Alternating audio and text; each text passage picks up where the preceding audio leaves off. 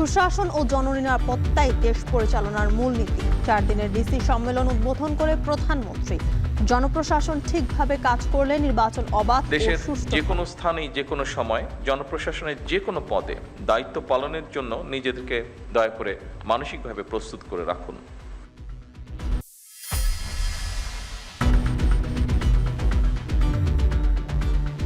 জুলাই অভ্যুত্থানে ছাত্রদল কর্মী আসে গুলিবিদ্ধের ঘটনায় পুলিশের অভিযোগপত্র দাখিল। শেখ হাসিনা সহ 40 জন অভিযুক্ত 127 জনকে জনপ্রশাসনের যে কোনো পদে দায়িত্ব পালনের জন্য নিজেদেরকে দয়া করে মানসিকভাবে প্রস্তুত করে রাখুন। সিলেটের দক্ষিণ সুরমায় ট্রাক পিকআপ সংঘর্ষে প্রাণ গেল 8 নির্মাণ শ্রমিকের। চাঁপাইনবাবগঞ্জের নাচলের সড়কে আরো 2 জনের মৃত্যু।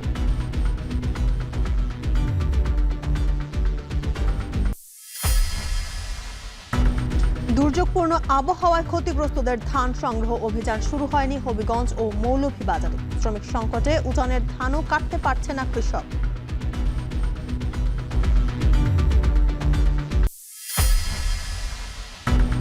বাজেট বাড়লেও রেলের গতি বাড়েনি 1 দশকে। সিংহভাগই ব্যয় নেটওয়ার্ক সম্প্রসারণে। সংস্কারের অভাবে ঝুঁকিপূর্ণ অনেক রেলপথ, দ্রুত ব্যবস্থার তাগিদ।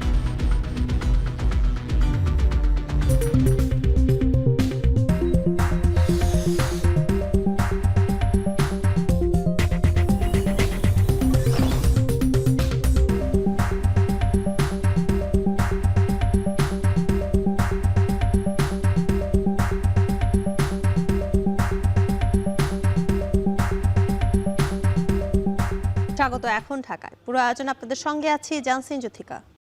সুশাসন ও জননিরাপত্তাই দেশ পরিচালনার মূল নীতি বলে জানিয়েছেন প্রধানমন্ত্রী তারেক রহমান। 4 দিনের ডিসি সম্মেলনে তিনি আরো বলেন, জনপ্রশাসন সঠিকভাবে কাজ করলে জনরায়েরও সঠিক প্রতিফলন হয়, যা 12 ফেব্রুয়ারি নির্বাচনে প্রমাণ হয়েছে। সকালে রাজধানীর ওসমানী স্মৃতি মিলনায়তনে 4 দিনব্যাপী জেলা প্রশাসক সম্মেলনের উদ্বোধন করেন প্রধানমন্ত্রী তারেক রহমান। এ সময় জনপ্রশাসনের প্রতিটি পদকে গুরুত্বপূর্ণ ভেবে যে কোনো পদে কাজ করতে প্রশাসনের কর্মকর্তাদের প্রস্তুত থাকার আহ্বান জানান তিনি। বলেন, 30 লাখ কোটি টাকা ঋণের বোঝা নিয়েই বর্তমান সরকার যাত্রা শুরু করেছে। বর্তমানে যুদ্ধ পরিস্থিতি বর্তমান সরকারের বড় চ্যালেঞ্জ উল্লেখ করে প্রধানমন্ত্রী বলেন, জনগণের ভোগান্তি না বাড়িয়ে সমস্যা সমাধানের চেষ্টা করছে সরকার। আবারও বলেন, নির্বাচনী ইশতেহার ও স্বাক্ষরিত জুলাই সনদের প্রতিটি দফা পর্যায়ক্রমে বাস্তবায়নে এই সরকার বদ্ধপরিকর। সম্মেলনে দ্রুতই স্বচ্ছতার সঙ্গে জনপ্রশাসনের শূন্য পদে নিয়োগের ঘোষণা দেন প্রধানমন্ত্রী।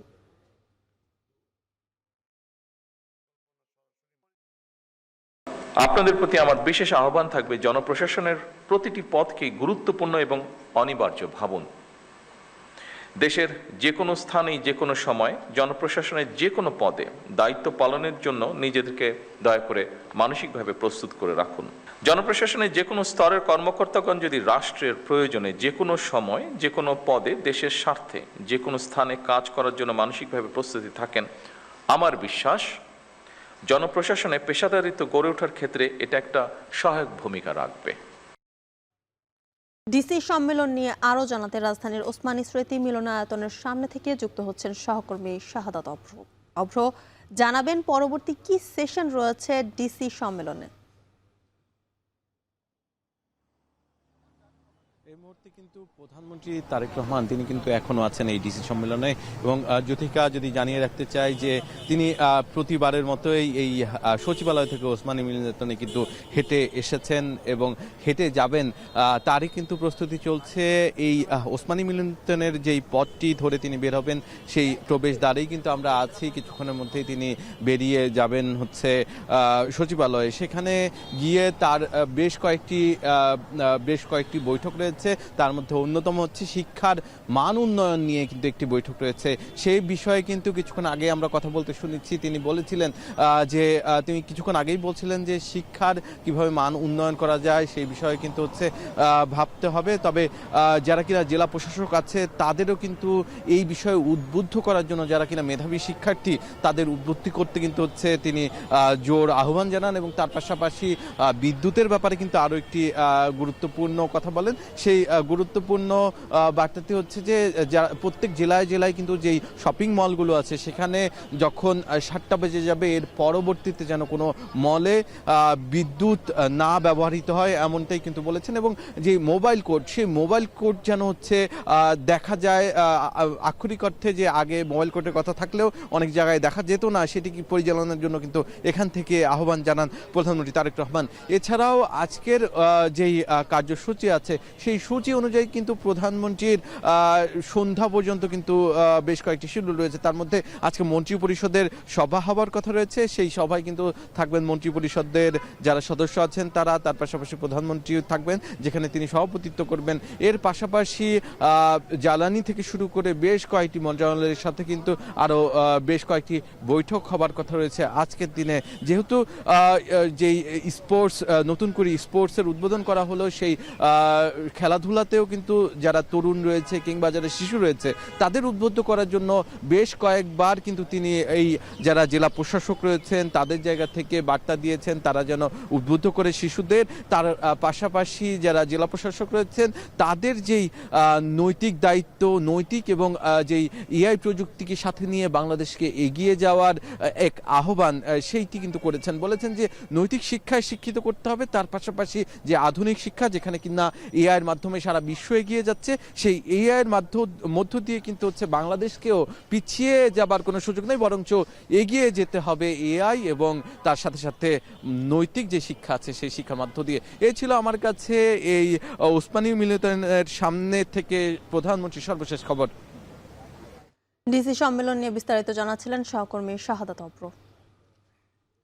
জুলাই গণ অভ্যুত্থানে রাজধানীর মোহাম্মদপুরে ছাত্রদল কর্মী আশিক গুলিবিদ্ধ হওয়ার ঘটনা করা হত্যা চেষ্টা মামলায় পলাতক সাবেক প্রধানমন্ত্রী শেখ হাসিনা সহ 40 জনের বিরুদ্ধে চার্জশিট দিয়েছে পুলিশ। অভিযোগের সংশ্লিষ্টতা না পাওয়া 127 জনকে মামলা থেকে অব্যাহতি দেওয়ার সুপারিশ করা হয়েছে।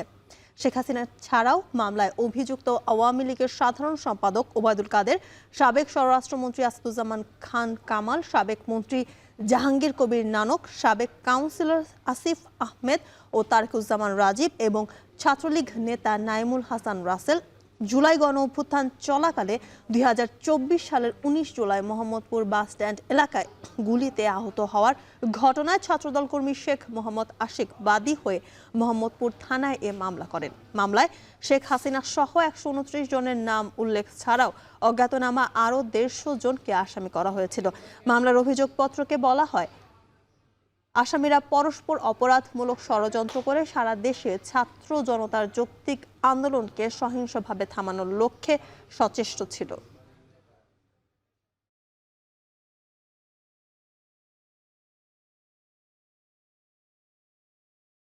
সিলেটের দক্ষিণ সুরমা থানার তেলিবাজার এলাকায় ট্রাক পিকআপ সংঘর্ষে 8 নির্মাণ শ্রমিক নিহত হয়েছেন। আহত বেশ কয়েকজনকে উদ্ধার করে ওসমানী মেডিকেল কলেজ হাসপাতালে ভর্তি করা হয়েছে। সকালে দক্ষিণ সুরমার তেলিবাজার এলাকায় এই দুর্ঘটনা ঘটে। পুলিশ জানায় একটি পিকআপে করে 12 থেকে 15 জন শ্রমিক সিলেট থেকে সুনামগঞ্জের দিকে যাচ্ছিল। পথে ঢাকা সিলেট মহাসড়কের তেলিবাজার এলাকায় একটি ট্রাকের সঙ্গে মুখোমুখি সংঘর্ষ হয় পিকআপের। এ সময় ঘটনাস্থলেই 4 জন নিহত হয়। আহত 8 জনকে Sylhet MAG Osmani medical college হাসপাতালে নেওয়ার পর আরও 3 জন মারা যায়। সিলেটের আরেকটি বেসরকারি হাসপাতালে চিকিৎসাধীন অবস্থায় মারা যান আরও 1 জন শ্রমিক। ঘটনার পর ট্রাক এবং পিকআপের চালক পলাতক রয়েছে। নিহত 7 জনের বাড়ি সুনামগঞ্জে এবং বাকি 1 জনের বাড়ি সিলেটের কোম্পানিগঞ্জে।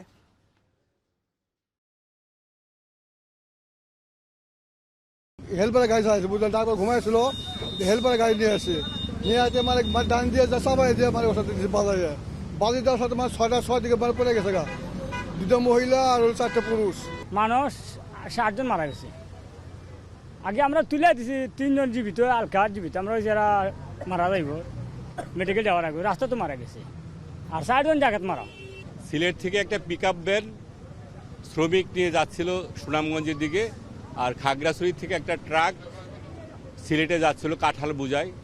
তো এটা ওই প্রথম ওই তেলিয়াহর নামক স্থানে দক্ষিণ সুনামগঞ্জের এই জায়গার মধ্যে দক্ষিণ সুরমা মুখোমুখি সংঘর্ষ হয়। সংঘর্ষতে প্রায় স্পট ডেটে 4 জন, আবার হাসপাতালে নেওয়ার পরে আরও 4 জন মারা যায় জানতে পারলাম আর কি। সিলেটের দক্ষিণ সুরমার সড়ক দুর্ঘটনা নিয়ে আরও জানাতে যুক্ত হচ্ছেন গুলজার আহমেদ। গুলজার, মরদেহ কি পরিবারের কাছে পাঠানো হচ্ছে কিনা, সবশেষ কি তথ্য আছে আপনার কাছে?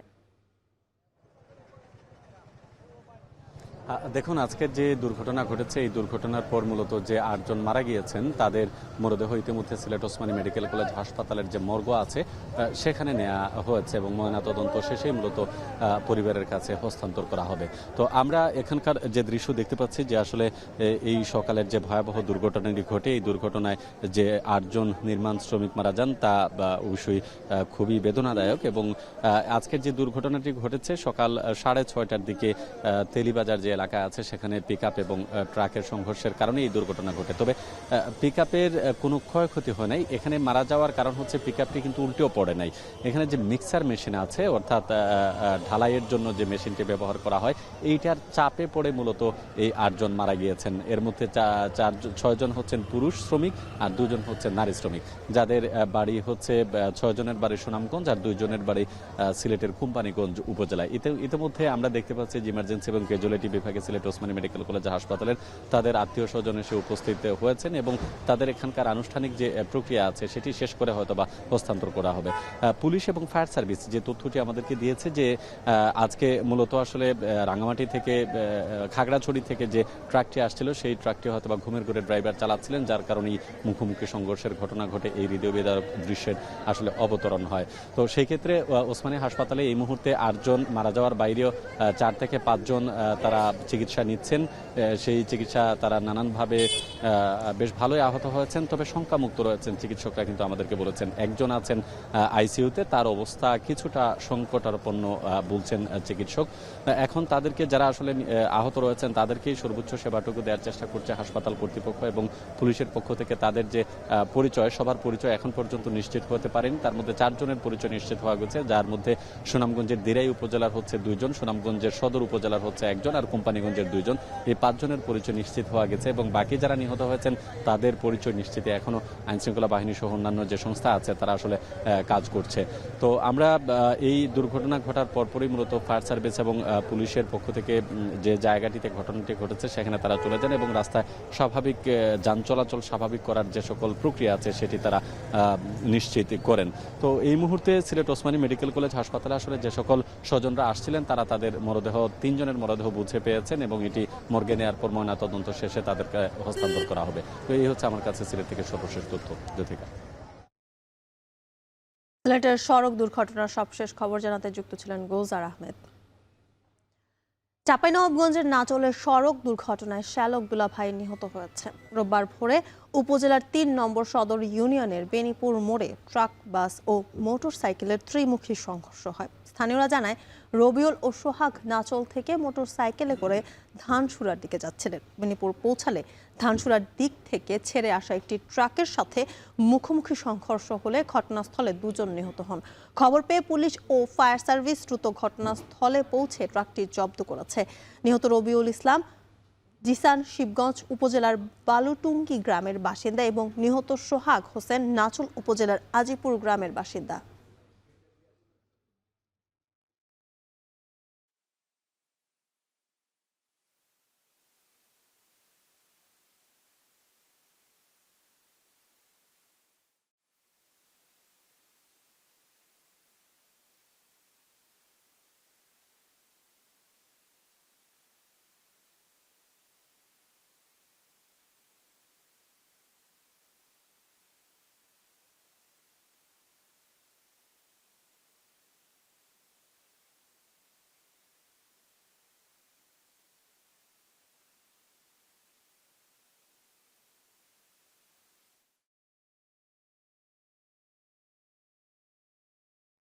সন্ত্রাস, চাঁদাবাজি, মাদক ও অনলাইন জুয়া ঠেকাতে ডিএমপির বিশেষ অভিযানের বিষয়ে ব্রিফ করছেন ডিএমপির ভারপ্রাপ্ত police commissioner Mohammad Sarwar.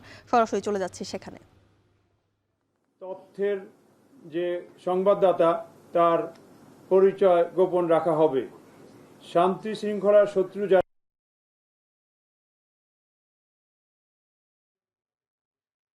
Brief করছিলেন ডিএমপির ভারপ্রাপ্ত পুলিশ কমিশনার। আমরা আবারও যুক্ত হচ্ছি সেখানে। আওতায় আসতে হবে। চাঁদাবাজ, মাদক কারবারি, অস্ত্রধারী, সন্ত্রাসী, অনলাইন জুয়া এবং প্রতারণাকারীদের বিরুদ্ধে আমাদের অভিযান অব্যাহত থাকবে। আমরা নগরবাসীকে আশ্বস্ত করতে চাই, ঢাকা মেট্রোপলিটন পুলিশ আপনাদের নিরাপত্তায় সর্বদা জাগ্রত, দৃঢ় এবং প্রতিশ্রুতিবদ্ধ। চাঁদাবাজ সহ বিভিন্ন অপরাধীদের সারানোর জন্য যদি কেউ তদবির করে, কোনো তদবির গ্রহণ করা হবে না।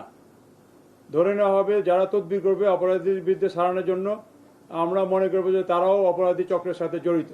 অতএব এই ক্ষেত্রে ডিএমপির জিরো টলারেন্স। ধন্যবাদ সবাইকে। আসসালামু আলাইকুম।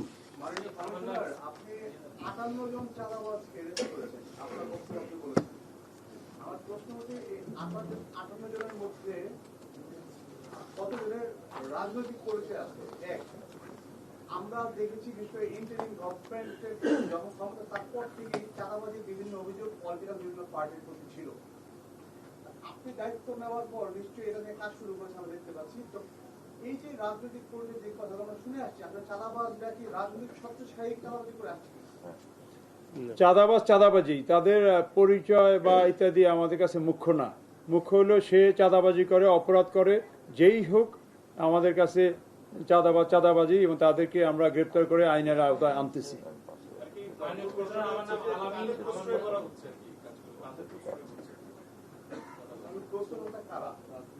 এগুলো আমাদের তদন্তে বের হয়ে আসবে। তাদের যাদেরকে ধরা হয়েছে তাদের এভিডেন্স বা ইত্যাদি ইত্যাদি নিয়ে প্রস্তুততা যেই হোক, আমাদের তো মূল বিষয় হলো যে অপরাধী এইটাকে শনাক্ত করা। ব্রিফ করছিলেন ডিএমপির ভারপ্রাপ্ত পুলিশ কমিশনার। আমরা সরাসরি যুক্ত ছিলাম সেখানে।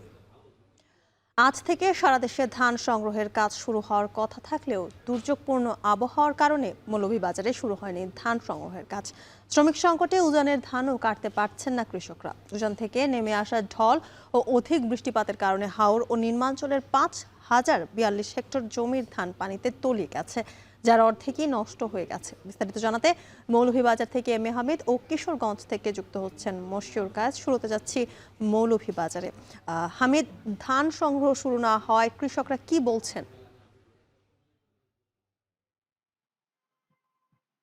জ্যোতিকা, আপনি জানেন যে মৌলভীবাজার জেলায় বেশ কয়েকদিন থেকেই কিন্তু বৃষ্টিপাত অব্যাহত রয়েছে এবং এতে করে নদ নদীর পানি বেড়ে গিয়ে উজান থেকে নেমে আসা ডলে হাওরের এবং নিম্নাঞ্চলের যে বোরো ধান ক্ষেত রয়েছিল সেগুলা অনেকটাই নষ্ট হয়ে গিয়েছে। আজকে আমি কথা বলেছিলাম জেলা কৃষি সম্প্রসারণ অধিদপ্তরের উপপরিচালক জালাল উদ্দিনের সাথে। তিনি আমাকে জানিয়েছেন যে জেলায় এবছর বোরো মৌসুমে 62,400 হেক্টর জমিতে বোরো আবাদ করা হয়েছিল এবং সেখান থেকে এ পর্যন্ত 5042 হেক্টর জমির ধান পুরোপুরি পানিতে নিমজ্জিত হয়ে গেছে এবং সেখান থেকে 2882 হেক্টর জমির ধান পুরোপুরি সম্পূর্ণ নষ্ট হয়ে গিয়েছে। তিনি বলছেন যে কৃষকরা আসলে এই মুহূর্তে বিপাকের মধ্যে পড়েছেন। যদিও সারা দেশে বোরো ধান সংগ্রহের কাজ আজ থেকে শুরু হয়েছে। আমি এ বিষয়ে কথা বলেছিলাম জেলা খাদ্য নিয়ন্ত্রক মিলন কান্তি চাকমার সাথে। তিনি আমাকে জানিয়েছেন যে এখন পর্যন্ত জেলার কোথাও ধান সংগ্রহ শুরু হয়নি। কারণ হিসেবে তিনি বলছেন বৈরী আবহাওয়া এবং কৃষকরা ধান দিতে না পারার কারণে এই সমস্যাটা সৃষ্টি হয়েছে। বিশেষ করে বৃষ্টি থাকার কারণে, রৌদ্র না থাকার কারণে এবং অধিক বৃষ্টির কারণে ধানগুলো নিমজ্জিত হওয়ার কারণে ধান সংগ্রহ করতে পারছেন না। কিন্তু তিনি বলছেন যে 31 আগস্ট পর্যন্ত যেহেতু সময় রয়েছে তার মধ্যে তারা ধান সংগ্রহ করবেন এবং তিনি বলছেন যারা ধান দিতে চান তারা কিন্তু গিয়াসনগরে সদরে একটা ধান শুকানোর মেশিন রয়েছে, সেখানে যদি তারা নিয়ে যান তাহলে সেখান থেকে মেশিন শুকিয়ে খাদ্য গুদামে দেওয়া যাবে। তিনি বলেছেন যে জেলায় 3,92,740 মেট্রিক টন চাল ধান উৎপাদনের লক্ষ্যমাত্রা নির্ধারণ করা হয়। এখান থেকে সরকারি রেট হচ্ছে 36 টাকা কেজিতে কিনবেন 6,004 মেট্রিক টন ধান। আমি এ বিষয়ে কথা বলেছিলাম ওনার সাথে। উনি জানিয়েছেন যে ওনারা রেডি আছেন ধান সংগ্রহ করার জন্য। এছাড়াও তিনি বলছেন ধান এবং ধানের সাথে চাল সংগ্রহ করবেন, সেখান থেকে মিল মালিকদের কাছ থেকে চুক্তির মাধ্যমে চাল সংগ্রহ করা হবে, যদিও এখনো তা শুরু হয়নি। অপরদিকে আমি কথা বলেছিলাম শ্রীমঙ্গল আবহাওয়া পর্যবেক্ষক অধিদপ্তরের সিনিয়র আবহাওয়াবিদ আনিসুর রহমানের সাথে। তিনি আমাকে জানিয়েছেন যে গত 24 ঘন্টায় সারা বাংলাদেশের মধ্যে সবচেয়ে বেশি বৃষ্টিপাত হয়েছে শ্রীমঙ্গলে 162 মিলিমিটার এবং এখনো সেটা অব্যাহত রয়েছে। দেখা যাচ্ছে জেলায় কোথাও হঠাৎ করে রোদ আসছে, আবার হঠাৎ করে মেঘাচ্ছন্ন হয়ে যাচ্ছে। তিনি বলছেন যে 7 তারিখ পর্যন্ত এই অবস্থা বিরাজ করবে। এতে করে কৃষকরা বিপাকে পড়েছেন। তারা বলছেন যে তারা যদি ধান শুকাতে না পারেন তাহলে হয়তো তারা দিতে পারবেন না, এবং তারা বলছেন কিছু সময় বাড়িয়ে দেওয়ার জন্য। এই ছিল আমার কাছে মৌলভীবাজার থেকে ধান সংগ্রহ নিয়ে সবশেষ। জ্যোতিকা, এবার জানবো কিশোরগঞ্জের খবর মশিউর কায়েসের কাছ থেকে। কায়েস, রোদের দেখা মেলায় কৃষকরা কি বলছেন?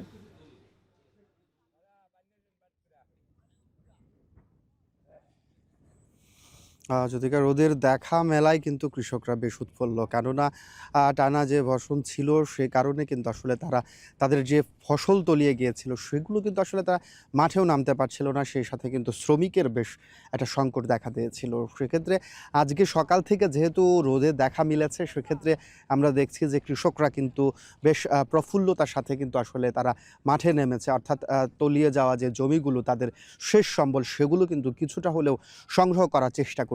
পাশাপাশি যে খলাগুলো রয়েছে সেই খলাগুলো আমরা দেখেছি যে আজকে থেকে আসলে আবার খোলা হয়েছে, এবং যে পলিথিন কিংবা অন্যান্য ত্রিপাল সহ বিভিন্ন জিনিস দিয়ে যে তাদের ধান এবং বন যেগুলো ঢাকা ছিল সেগুলো কিন্তু তারা খলাতে আসলে শুকানো এবং অন্যান্য প্রক্রিয়ার কাজ কিন্তু শুরু করেছে। তবে যে ধানগুলো তারা দীর্ঘদিন এখানে রেখেছিল সেগুলোতে কিন্তু আসলে চারা জন্মে গেছে অনেক ধানগুলোতে, এবং ভেজা ধান থাকার কারণেই কিন্তু দীর্ঘ সময় এই অবস্থায় রয়েছে। তারপরেও কিন্তু যেহেতু দীর্ঘ সময় ধরে এই টানা বর্ষণ চলছিল, সেই ক্ষেত্রে কিন্তু আসলে কৃষকরা যেই বিষয়টি বলছে যে আজকে যেহেতু রোদের দেখা মিলেছে, কতক্ষণ সেই রোদ থাকে সেটাও তো ঠিক নেই। সেজন্য কিন্তু তারা তাদের যে শেষ সম্বলটুকু বাঁচানোর জন্য বেশ উৎফুল্লতার সাথে কিন্তু আজকে সকাল থেকে তারা মাঠে কাজ করছে। তো এই ছিল কিশোরগঞ্জ থেকে আমার কাছে সর্বশেষ তথ্য। বিএনপি ঐক্যমত্য থেকে সরে গেলে ফের সংবিধান সংস্কার আন্দোলন গড়ে তোলার হুঁশিয়ারি দিয়েছেন জাতীয় নাগরিক পার্টির সিনিয়র যুগ্ম মুখ্য সমন্বয়কারী ও সংসদ সদস্য আব্দুল হান্নান মাসুদ। রবিবার রাজধানীর ডিপ্লোমা ইঞ্জিনিয়ার্স ইনস্টিটিউটে এনসিপির জাতীয় কনভেনশনে তিনি বলেন, সরকার জবাবদিহিতা নিশ্চিতকারী অধ্যাদেশগুলো বাতিল করায় জনমনে ক্ষোভ বাড়ছে। দলের যুগ্ম আহ্বায়ক সরওয়ার তুষার বলেন, দেশের বর্তমান অর্থনৈতিক ও জ্বালানি সংকটের পাশাপাশি গণতান্ত্রিক সংস্কার বাস্তবায়নে সরকারের আন্তরিকতা নিয়ে প্রশ্ন তৈরি হয়েছে। বিএনপি যে শুধু সংস্কার করবে না তা নয়, দলীয় ইশতেহারের ফেরাও সম্ভব নয়। বলেন, সাংবিধানিক পদ্ধতিতে রাষ্ট্রপতিকে অপসারণের সুযোগ থাকলেও বিএনপি তা করছে না। দ্রুত কার্যকর সংস্কার, সাংবিধানিক প্রতিষ্ঠানের নিরপেক্ষতা নিশ্চিত করা এবং জনগণকে সব দাবিতে সক্রিয় থাকতে কনভেনশন আহ্বান জানান বক্তারা।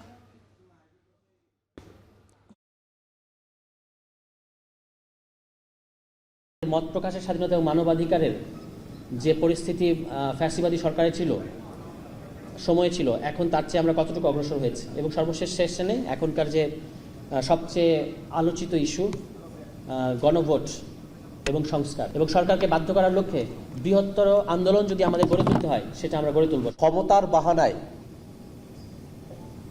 বিএনপি সরকার আর সংস্কার করতে চায় না। নির্বাচিত প্রতিনিধিত্বের উপরে যে দায়িত্ব অর্পিত হয় সেটাকে ক্ষমতার দৃষ্টিতে দেখার যে মানসিকতা, সেখান থেকে তারা এখনো বের হয়ে আসতে পারেননি।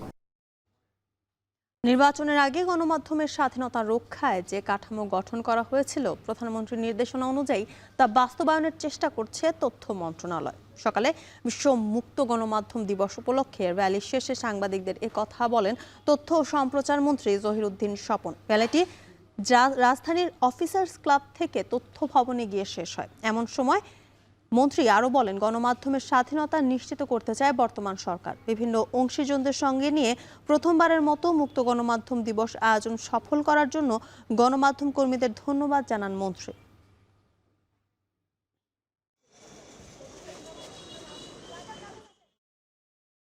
এই দিবসটি উদযাপন করার মধ্য দিয়ে আমরা জাতিকে এই বার্তা দিতে চাই, আমাদের সরকার নির্বাচনের আগে গণমাধ্যমের স্বাধীনতা এবং দায়িত্বশীলতার যে কাঠামো তৈরি করার প্রতিশ্রুতি দিয়েছিল, আমরা আমাদের সেই কাজে তথ্য মন্ত্রণালয়ের পক্ষ থেকে সমস্ত পদক্ষেপ গ্রহণ করেছি। গত এক দশকে রেলের বাজেট বাড়লেও বাড়েনি গতি। নতুন নেটওয়ার্ক তৈরিতেই ব্যয় হয়েছে বাজেটের সিংহভাগ। ফলে খুব একটা মনোযোগ পায়নি পূর্ব ও পশ্চিমাঞ্চলের রেলপথগুলো। এতে ঝুঁকিপূর্ণ হয়ে পড়েছে পুরনো বেশিরভাগ রেলপথ। কিছু এলাকায় একেবারেই নাজুক। দ্রুত এসব রেলপথ পুনর্বাসন বা সংস্কার না হলে দীর্ঘমেয়াদী সংকটে পড়বে রেল, শঙ্কা বিশেষজ্ঞদের। পুরনো রেলপথ পুনর্বাসনের প্রকল্প অনুমোদনের অপেক্ষায় আছে বলছে রেল কর্তৃপক্ষ। বিস্তারিত রাজু আহমেদের প্রতিবেদনে। সাপের মতো আঁকাবাঁকা রেলপথ, ট্রেন উঠতেই দুলছে। পরিস্থিতি এমন যে কোনো সময় লাইন থেকে ছিটকে যাবে ট্রেন। গাজীপুরের শ্রীপুর এলাকার চিত্র এটি। ট্রেন আসলে এই স্থানটি ছাড়াও আতঙ্কিত এমন চিত্রের দেখা মেলে আশেপাশের 10 কিলোমিটারের বিভিন্ন এলাকায়।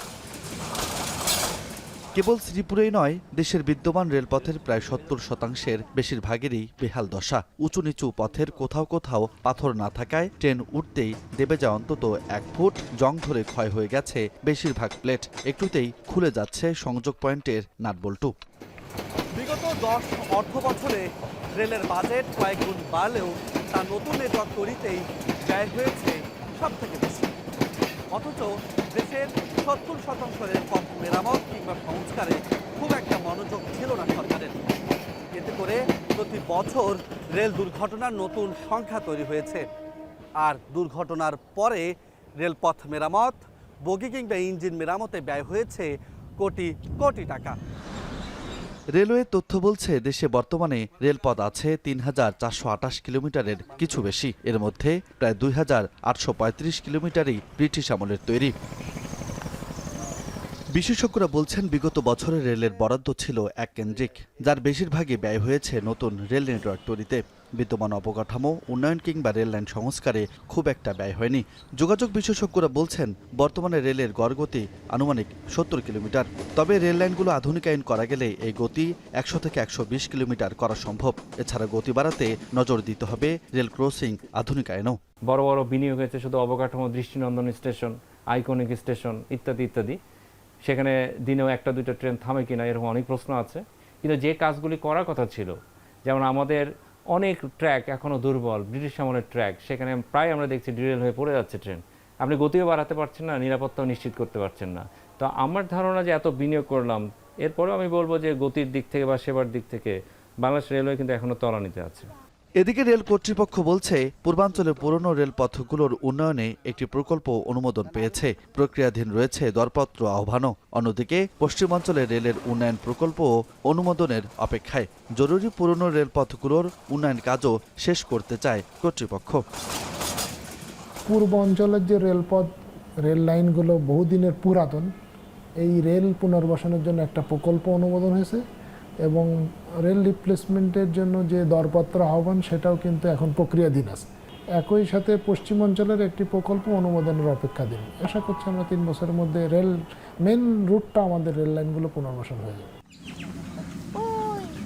বিশেষজ্ঞদের মতে দেশের পুরনো রেলপথগুলোর কিছু কিছু স্থানে ট্র্যাক পরিবর্তন, আবার কিছু কিছু স্থানে ট্র্যাক ব্যালান্স সহ পুরো ব্যবস্থায় পরিবর্তন জরুরি। একই সাথে দেশের রেলপথে আধুনিক প্রযুক্তি স্থাপন করা গেলে একই সঙ্গে যেমন গতি বাড়বে রেলের, তেমনি রেলের অলাভজনক প্রতিষ্ঠানে কলঙ্ক খুঁজবে।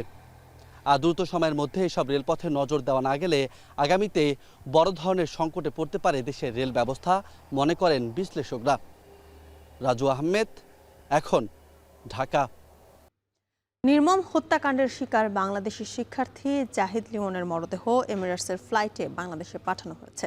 ফ্লোরিডার স্থানীয় সময় শনিবার রাত 9:50 অরল্যান্ডো আন্তর্জাতিক বিমানবন্দর থেকে যাত্রা শুরু করে ফ্লাইটটি। প্রেস মিনিস্টার গোলাম মর্তুজা তার ভেরিফাইড ফেসবুক পেজে এই তথ্য নিশ্চিত করেছেন। এ সময় বিমানবন্দরে উপস্থিত ছিলেন মিয়ামির বাংলাদেশ কনসুলেটের কনসাল জেনারেল সেহেলি সাবরিন। তিনি পুরো বিষয়টি তত্ত্বাবধান করেন। মরদেহ ঢাকায় পৌঁছাবে 4 মে সকাল 8:40। এদিকে নিহত আরেক শিক্ষার্থী নাহিদা সুলতানা বৃষ্টির মরদেহ বাংলাদেশে পাঠানোর প্রক্রিয়া চলছে।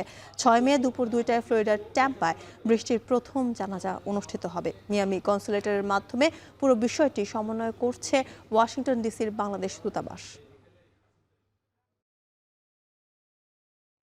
পশ্চিমবঙ্গ বিধানসভা নির্বাচনের ভোট গণনা আগামীকাল। স্থানীয় সময় সকাল 8টা থেকে শুরু হবে গণনার কাজ। অনিয়মের অভিযোগে দক্ষিণ 24 পরগনার জেলার ফলতা আসনের ভোট বাতিল হওয়ায় কাল গণনা করা হবে 293টি কেন্দ্রের ভোট।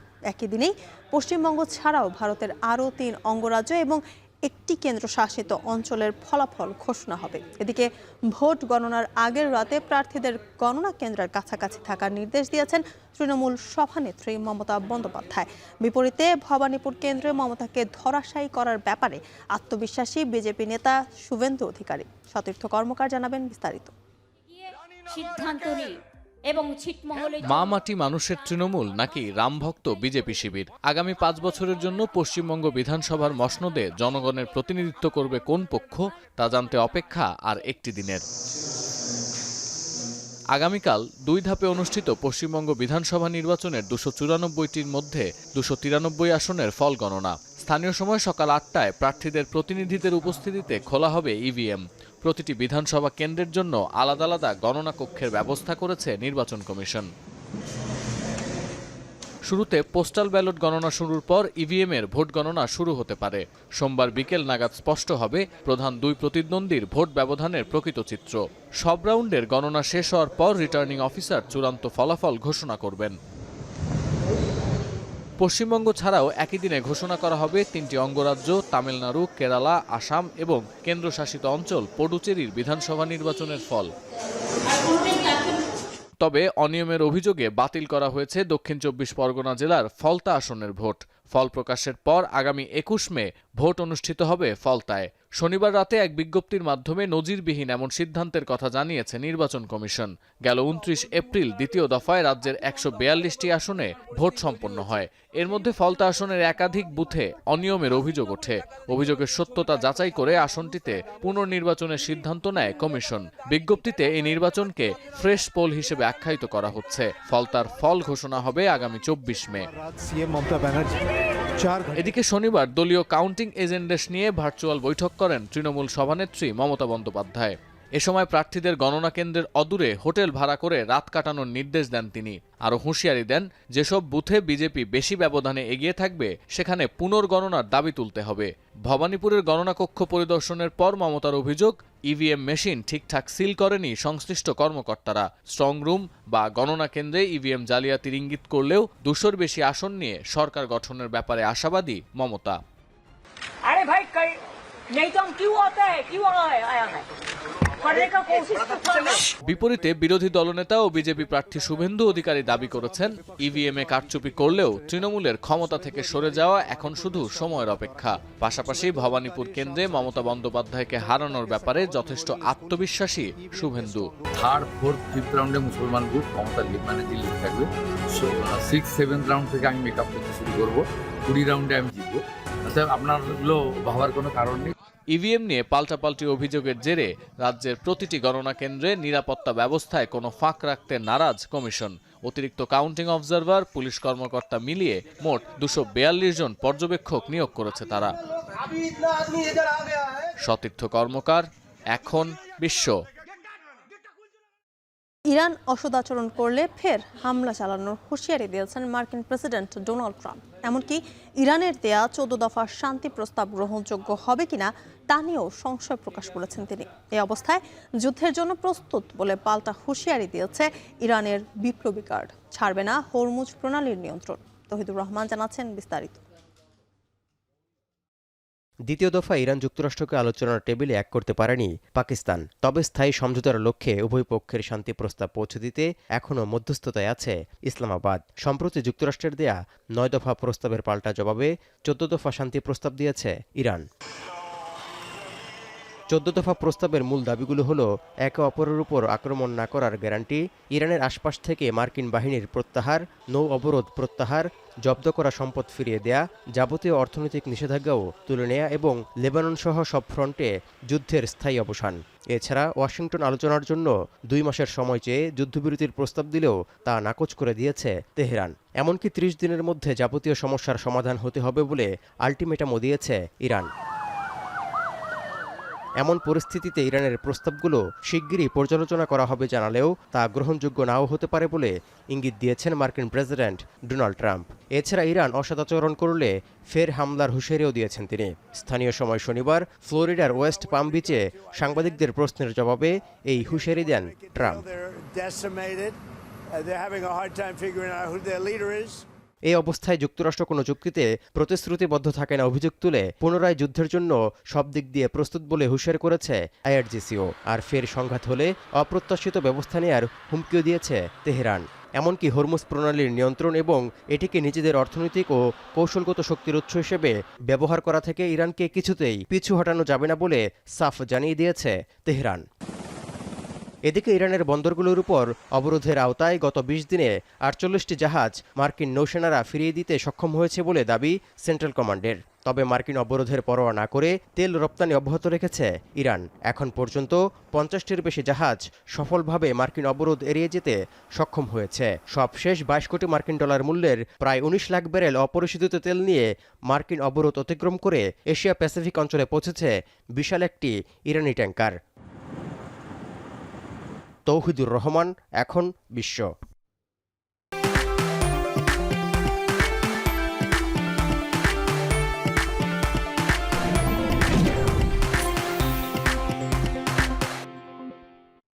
ফুটবলকে সৌন্দর্যের খেলা বলা হলেও এই বিশ্বকাপ নিয়ে ইতিহাসে এমন কিছু ঘটনা আছে যা বিতর্কিত করেছে জনপ্রিয় এই খেলাকে।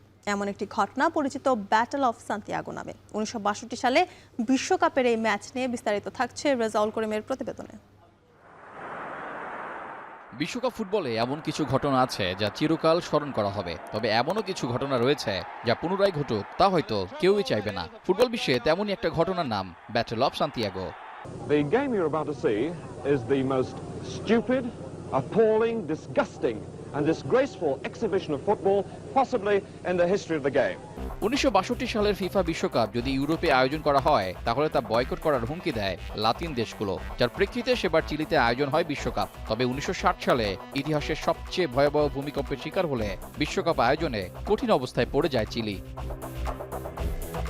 শেষ পর্যন্ত সব ধরনের শঙ্কা কাটিয়ে ক্ষতিগ্রস্ত মাঠ পুনরায় খেলার উপযোগী করে গড়ে তোলে চিলি। তবে ইতালিয়ান গণমাধ্যমগুলো দেশটিকে হেয় করে নানান ধরনের প্রচারণা চালাতে থাকে। এসবে বলা হয় বিশ্বকাপ আয়োজন করার ক্ষমতা চিলির নেই।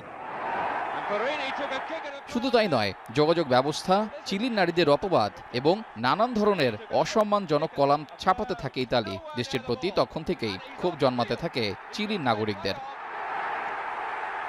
এমন অবস্থায় চিলিতে বিশ্বকাপ শুরু হলে ম্যাচগুলোতে চলতে থাকে শক্তি প্রদর্শনের প্রতিযোগিতা। চারদিক থেকে হিংস্রতা, মারামারি, ইনজুরি আর দুর্ঘটনার খবর আসতে থাকে।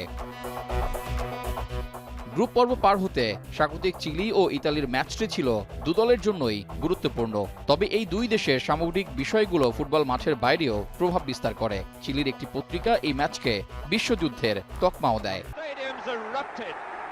৬৬,০০০ দর্শকের সামনে চিলি জাতীয় স্টেডিয়ামে সেদিন ম্যাচের শুরু থেকেই উত্তেজনা শুরু হয়। বাঁশি বাজার আগেই থুতু ছোড়াছুড়ি করতে দেখা যায় উভয় দলের ফুটবলারদের। এর পরের ঘটনাগুলো আরও ভয়াবহ। ম্যাচের পুরো সময় ফুটবলারদের প্রতিপক্ষকে ঘায়েল করা, ঘুষি কিংবা লাথি মারতেই ব্যস্ত দেখা যায়। ম্যাচ শুরুর মাত্র ১২ সেকেন্ডের মাথায় ফাউলকে কেন্দ্র করে লাথি পাল্টা লাথির পর্ব চলতে থাকে। ম্যাচের নিয়ন্ত্রণ ফেরাতে রেফারিকে রীতিমতো যুদ্ধ করতে হয়। শেষ পর্যন্ত চিলি ওই ম্যাচে জয় পায়। এমন ম্যাচের পর চিলির বার, মার্কেট, রেস্টুরেন্ট প্রায় প্রতিটি জায়গাতেই নিষিদ্ধ হন ইতালিয়ানরা। এরপর ইতালি দলের অনুশীলনেও সশস্ত্র পাহারার ব্যবস্থা করতে হয়। রেজাউল করিম, এখন। বিএসজে মিডিয়া কাপ ২০২৬-এ নিজেদের প্রথম ম্যাচে এটিএন নিউজকে ৫-০ গোলে হারিয়ে শুভ সূচনা করেছে এখন টেলিভিশন। ম্যাচের শুরু থেকেই আক্রমণাত্মকভাবে খেলতে থাকেন এখন টিভির ফুটবলাররা। বেশ কিছু সুযোগ হাতছাড়া হলেও রেজাউল করিমের অ্যাসিস্টে প্রথম গোলের দেখা পান রাকিব আহমেদ। এরপর বক্সের বাইরে থেকে ফ্রি কিকে নিজের জোড়া গোল পূরণ করেন রাকিব। প্রথমার্ধে আগেই মাঠ থেকে দুর্দান্ত এক শটে লিওন গোল করলে ৩-০ গোলে এগিয়ে থেকে বিরতিতে যায় এখন টিভি। বিরতি থেকে ফিরেও একই ধারায় খেলতে থাকে এখন টিভি। রাকিবের পাস থেকে গোল করেন রেজাউল। এরপর রেজার অ্যাসিস্টে শেষ গোলটি করেন আবুল কালাম সাকিব। ৫-০ গোলের সহজ জয় নিয়ে মাঠ ছাড়ে এখন টিভি।